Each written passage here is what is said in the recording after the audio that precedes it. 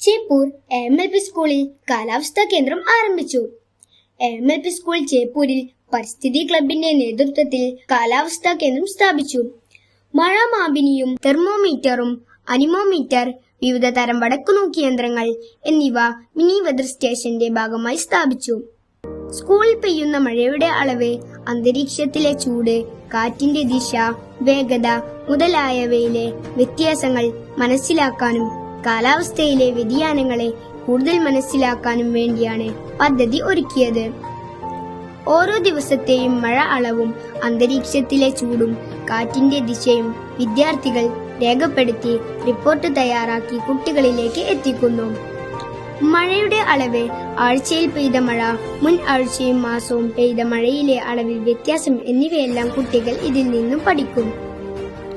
സ്കൂളിൽ പഠനയിടങ്ങൾ വിപുലീകരിക്കും.